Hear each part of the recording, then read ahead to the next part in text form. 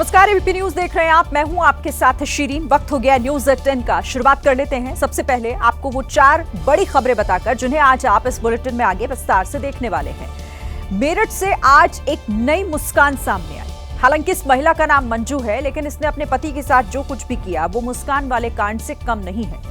UP के हापुड़ का एक शख्स सुर्खियों में है। इस शख्स ने पहले तो पूरे विधि विधान के साथ नेहा नाम की एक लड़की के साथ शादी की, लेकिन 15 दिन के भीतर निर्मला नाम की लड़की के साथ भाग निकला। निर्मला यूपी पुलिस में सिपाही के पद पर तैनात है और दोनों की तस्वीरें खूब वायरल हो रही हैं। बात हरियाणा के फरीदाबाद की भी होगी, जहां से आई उस खबर के बारे में आपको बताएंगे, जिसमें यह दावा किया गया है कि मंगेतर ने ही अपने होने वाले पति के हाथ पैर तुड़वा दिए और अस्पताल में इलाज के दौरान उसकी जान चली गई। संपत्ति को लेकर परिवारों में आजकल बहुत झगड़ा हो रहा है, लेकिन आगरा में जो हुआ वो वाकई हैरान करता है। 2 भाइयों ने मिलकर अपने सगे भाई और उसकी पत्नी को जहर वाला लड्डू खिला दिया। इस कांड में इनकी मां भी शामिल थी। ये खबर भी आपको आगे पूरी डिटेल के साथ दिखाएंगे। झारखंड के रामगढ़ में एक बंद कोयला खदान से लगातार आग निकल रही है। ये आग इतनी भयंकर है कि आसपास के लोगों में डर का माहौल है। इलाके में आग से चारों तरफ काला जहरीला धुआं फैल गया। लोगों को आंखों में जलन और सांस लेने में दिक्कतें आ रही हैं। लपटें इतनी ऊंची हैं कि काफी दूर से दिखाई दे सकती हैं।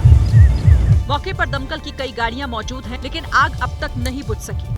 रजरप्पा इलाके में मौजूद इस खदान में पहले भी कई बार आग लग चुकी है। स्थानीय लोगों ने इसकी शिकायत प्रशासन से की, लेकिन कोई सुनने को तैयार नहीं।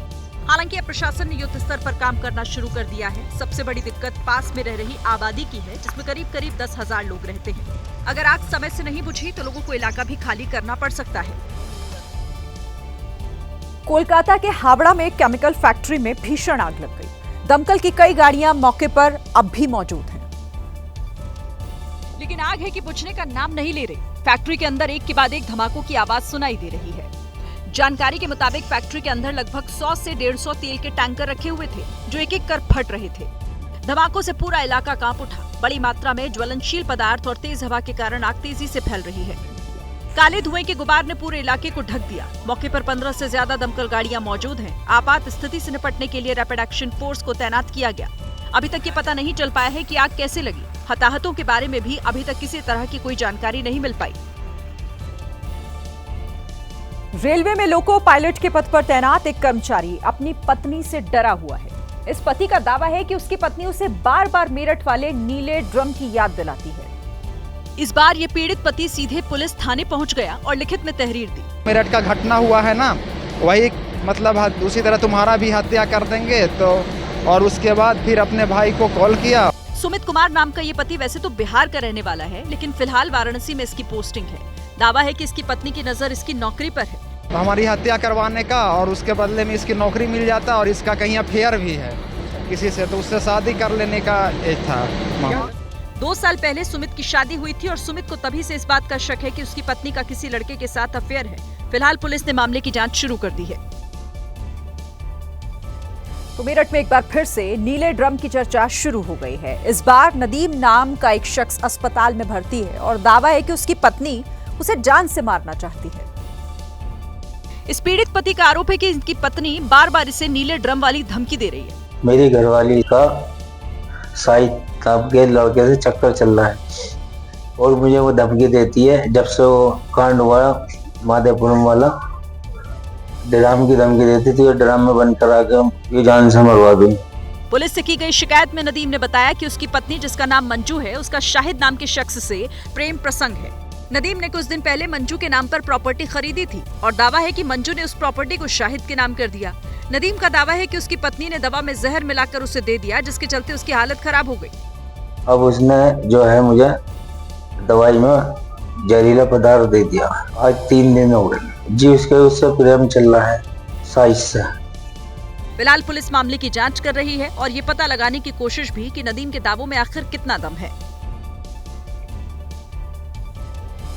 हरियाणा के फरीदाबाद में एक खौफनाक वारदात सामने आई है। यहाँ शादी के 2 दिन पहले ही युवक पर जानलेवा हमला हुआ और अस्पताल में उसकी मौत हो गई। अब परिवार का ये दावा है कि ये हमला उसकी मंगेतर ने ही करवाया था। हमले में युवक के दोनों पैर टूट गए थे, सिर पर गंभीर चोट आई थी और ये युवक कोमा में चला गया था। अब इसकी जान जा चुकी है। उधर परिवार ने दावा कर दिया है कि जिस नेहा नाम की लड़की से इसकी शादी तय थी, उसी ने बॉयफ्रेंड से कहकर गौरव नाम के इस युवक की हत्या करवा दी। जो नार में चैन थी और गूटी थी उनको लूट कर ले गया है। ये बोल कर गया है कि इन पे मेरा हक है, वो मेरी है नेहा, मैं उससे प्यार करता हूँ, मैं इस शादी को होने नहीं दूंगा। 15 अप्रैल को गौरव और नेहा की सगाई हो गई थी। 19 अप्रैल को शादी थी, लेकिन 17 अप्रैल को गौरव पर हमला हो गया। दावा है कि नेहा ने ही बॉयफ्रेंड को गौरव की तस्वीर भेजी और उसके हाथ पैर तुड़वाने के लिए कहा था। फोटो दिखा के कह रहे हैं कि तेरा ये फोटो हमें नेहा ने दिया है और तेरे को नेहा ने हम भेजे हैं तेरे को मारना। हालांकि पुलिस ने हमला करने वाले दोनों लड़कों को गिरफ्तार कर लिया और नेहा पर लग रहे आरोपों की जांच चल रही है। लड़की के बारे में देखिए, अभी इन्वेस्टिगेशन चल रही है। ये आरोपी जो 2 दिन के पुलिस रिमांड पर है। जानलेवा हमले के बाद गौरव 4 दिन तक अस्पताल में भर्ती रहा, लेकिन 21 अप्रैल को उसकी मौत हो गई। यूपी के हापुड़ से एक पति की बेवफाई की कहानी सामने आई है। पति ने शादी के 15 दिन बाद ही महिला कांस्टेबल के साथ घर बसा लिया। अब पुलिस दोनों की तलाश कर रही है। ये 16 फरवरी की तस्वीर है, जब नवीन ने नेहा के साथ 7 फेरे लिए थे। घर वालों की मौजूदगी में दोनों की शादी हुई थी। शादी के बाद नेहा विदा होकर नवीन के साथ ससुराल गई, लेकिन तभी कहानी में ट्विस्ट आ गया। नेहा का आरोप है कि शादी के 15 दिन के भीतर ही नवीन ने हापुड़ में तैनात महिला कांस्टेबल निर्मला से शादी कर ली। अब नेहा ने हापुड़ देहात थाने में FIR दर्ज कराई है और दावा किया है कि 16 अप्रैल को उसने एक बार फिर नवीन और निर्मला को रंगे हाथों पकड़ लिया। हालांकि इस घटना के बाद से ही नवीन और निर्मला फरार हैं और पुलिस की एक टीम दोनों की तलाश कर रही है। आपको ये भी बता दें कि निर्मला पुलिस विभाग के उस सेंटर में तैनात है जहां तलाक और गृहस्थ जीवन में पति पत्नी के बीच होने वाले मुद्दे सुलझाए जाते हैं, लेकिन निर्मला खुद एक परिवार में कलह की वजह बन गई है। यूपी के बिजनौर में एक सिरफिरे युवक ने दिन दहाड़े युवती की गोली मारकर हत्या कर दी। हत्या के बाद युवक ने थाने में जाकर सरेंडर भी कर दिया। ये उसी युवती की तस्वीर है जो बाजार में अपने परिजनों के साथ मौजूद थी। तभी शिवान त्यागी नाम का युवक वहां पहुंचा और इसके सिर में बंदूक सटाकर फायर कर दिया और मौके पर ही युवती की मौत हो गई। जांच में ये बात सामने आई कि शिवान त्यागी और ये युवती स्कूल में एक साथ पढ़ते थे। कुछ दिन पहले युवती की शादी तय हो गई थी और इसी बात से शिवान त्यागी गुस्से में था। पहले भी कई बार मेरी बहन पर दबाव बना चुका था कि मुझे शादी कर ले, मैं ब्लैकमेल कर रहा हूँ तुझे, मेरे पे ये है वो, दुनिया भर की बातों से डराता था। मतलब हमने कंप्लेन दी थाने में कई बार, लेकिन गांव के पिताजी से बोला कि फैसला कर लो, तो हमारे पिताजी इनकी बातों में आके फैसला कर लेते हैं। हत्या के बाद शिवान त्यागी तमंचे के साथ थाने पहुंच गया और आत्मसमर्पण कर दिया। पूछताछ पर उसने बताया कि करीब पढ़ने के टाइम से दोनों साथ में पढ़ाई करते थे और अब इस युवती की शादी होने वाली थी, इसे शुभ होकर उसने घटना की है। यानी स्कूल का दोस्त जिंदगी का दुश्मन बन गया। उसने इस लड़की की जिंदगी तो खत्म कर दी, साथ ही अपना भविष्य भी बर्बाद कर दिया। यूपी के मुजफ्फरनगर से लव जिहाद का एक सनसनीखेज मामला सामने आया है। पीड़ित हरिद्वार की रहने वाली है, जिसने बाबर नाम के युवक के नाम बदलकर उसने दोस्ती की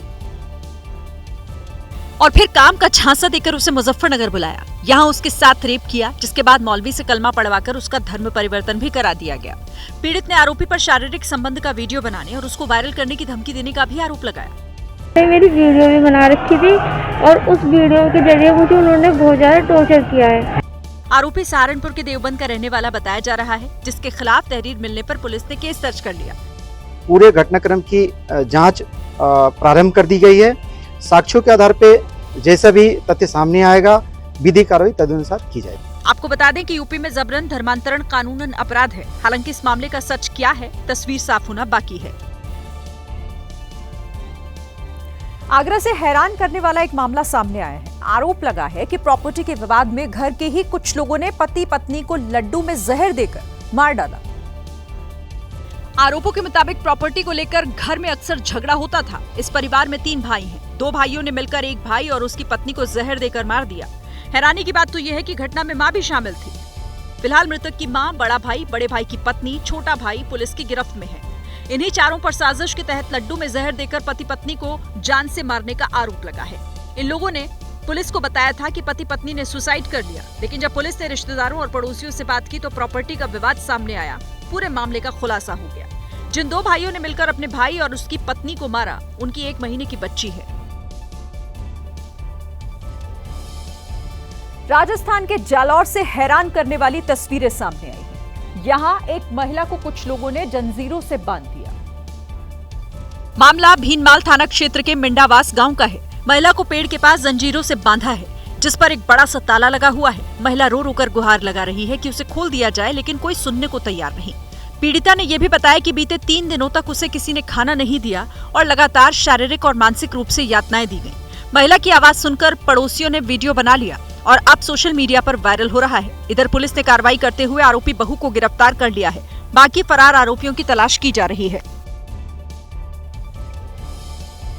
कर्नाटक के पूर्व डीजीपी की हत्या के मामले में उनकी पत्नी और बेटी अभी भी पुलिस हिरासत में है। सूत्रों के मुताबिक पूर्व डीजीपी की पत्नी ने ही उनकी हत्या की है।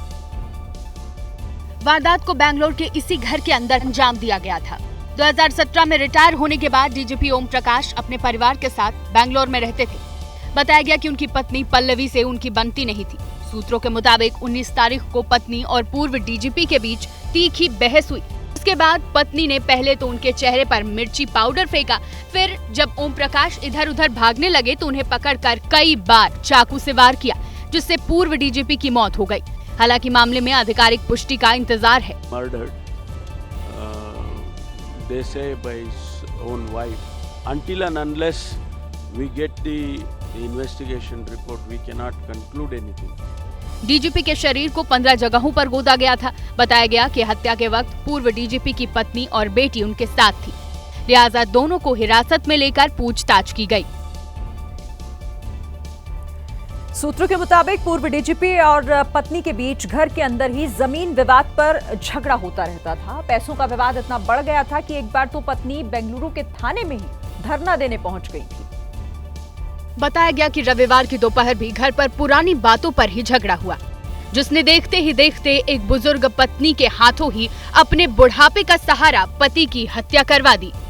आरोप है कि हत्या के बाद पत्नी ने अपने दोस्त को वीडियो कॉल किया और कथित तौर पर कहा, मैंने राक्षस को मार दिया है। हत्या वाली रात ही पुलिस को पत्नी पर शक हो गया था। हालांकि अभी तक पुलिस ने भी खुलकर पत्नी का नाम नहीं लिया है। Things may be internal in nature, but we are still to. But still, we see all these things will take time. जांच में पूर्व डीजीपी की पत्नी की मानसिक बीमारी का भी पता चला है, जिसकी वो लंबे समय से दवाइयां ले रही थी। राजस्थान के पुष्कर के एक रिजॉर्ट में शादी समारोह में आग उठी। आग लग गई और यह हादसा उस वक्त हुआ जब दूल्हा दुल्हन एक दूसरे को वरमाला पहना रहे थे। इसी दौरान लड़के पक्ष की ओर से आतिशबाजी की गई, जिससे उठी चिंगारी पास में मौजूद घास फूस के बाड़े पर गिरी और आग धधक उठी। देखते ही देखते आग ने विकराल रूप ले लिया, जिससे बाड़ा और बाड़े में मौजूद सामान जलकर खाक हो गया। वहीं आसपास भगदड़ का माहौल भी बन गया। गनीमत रही कि आग आसपास के दूसरे घरों तक नहीं फैली और हादसे में कोई घायल भी नहीं हुआ। वहीं सूचना पर दमकल की 2 गाड़ियां मौके पर पहुंची, जिन्हें आग पर काबू पाने के लिए खासी मशक्कत करनी पड़ी। राजस्थान के अलवर की एक महिला प्रधान का वीडियो वायरल हो रहा है। इस वायरल वीडियो में महिला प्रधान सरकारी अधिकारी को चप्पल मारती हुई दिखाई दे रही है। ये वीडियो उस वक्त का है जब जिला सचिवालय में सरकारी बैठक चल रही थी। तभी महिला प्रधान ने चप्पल उतारी और सरकारी अधिकारी को पीटने लगी।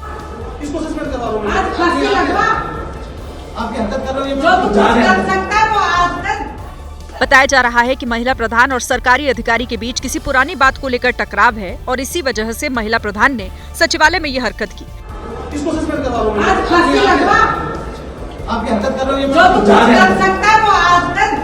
इस मामले में महिला प्रधान विनोद कुमारी पर मुकदमा दर्ज हुआ है। पूरे मामले की जांच की जा रही है। पंजाब के श्री आनंदपुर साहिब में बेरोजगार ईटीटी टीचर्स ने सड़क पर बैठकर सरकार के खिलाफ नारेबाजी की। इस दौरान पुलिस उन्हें सड़क पर घसीटते हुए भी दिखाई दी। ईटीटी 2994 भर्ती का बैकलॉग पूरा करने के लिए ये टीचर शिक्षा मंत्री के गांव के पास धरना देने पहुंचे थे। यहाँ इन्होंने सड़क जाम किया और नारेबाजी करने लगे, लेकिन कुछ ही देर में पुलिस एक्शन में आई। इन्हें सड़क से घसीटते हुए पुलिस वैन में ले गई। टीचर्स ने विरोध किया तो पुलिस वाले आपे से बाहर नजर आए। प्रदर्शन में बड़ी संख्या में महिला टीचर्स भी शामिल थी। पुलिस ने कुछ ही देर में इन्हें भी यहां से हटा दिया। 2 दिन पहले ही ये टीचर पानी की टंकी पर चढ़ गए थे और नारेबाजी करने लगे थे। हालांकि तब प्रशासन ने इन्हें समझा बुझाकर नीचे उतार लिया था। अब पुलिस ने जिस तरह से इन टीचर्स को सड़क पर घसीटा है, इसको लेकर सियासत गर्म है और कांग्रेस ने आम आदमी पार्टी की सरकार पर सवाल उठाए हैं।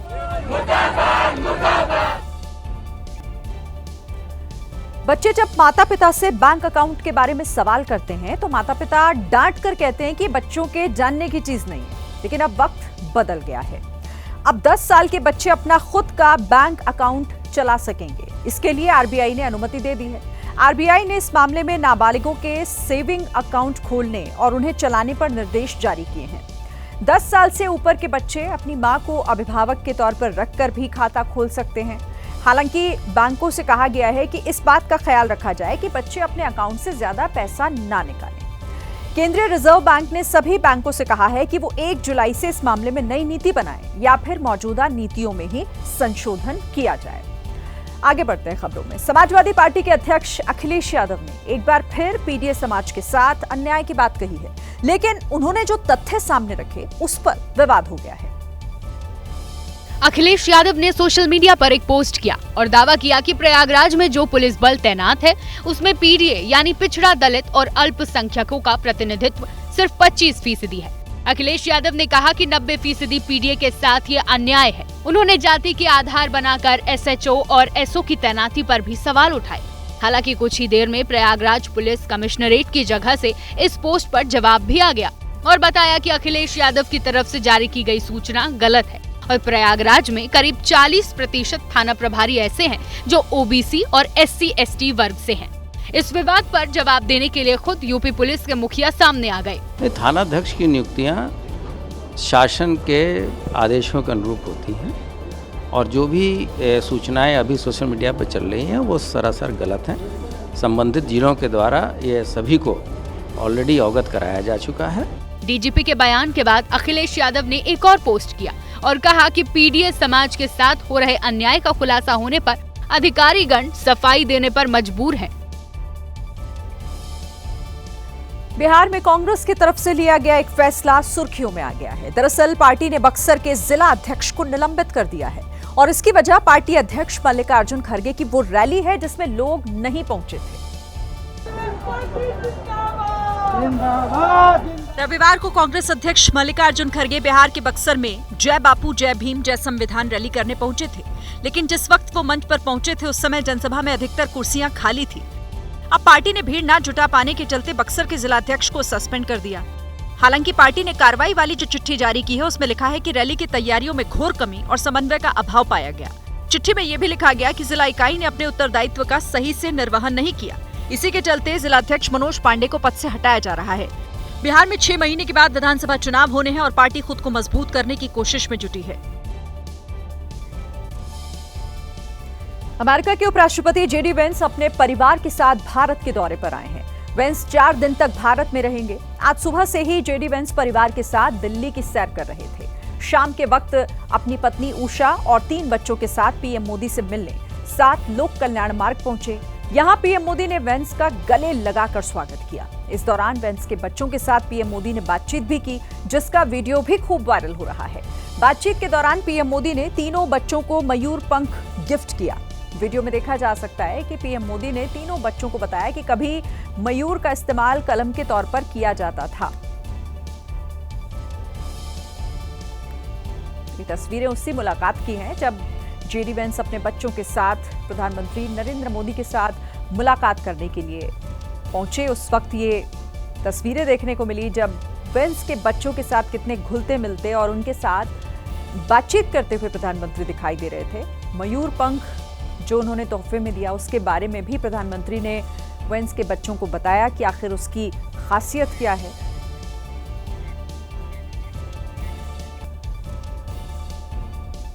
आज सुबह दिल्ली के लॉरेंस रोड पर लोगों को आसमान में अचानक काला धुआं उठता हुआ दिखा।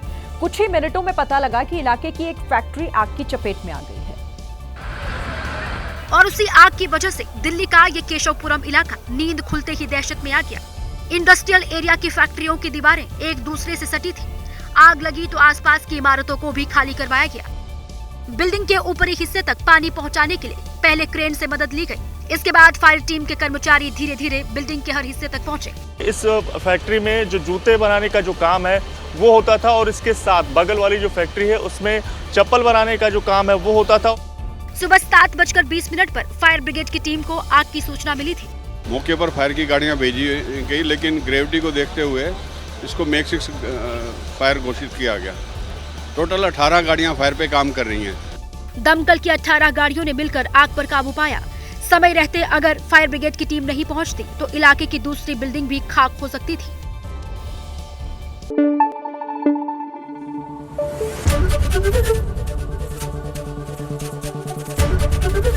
ABP न्यूज़ आपको रखे आगे।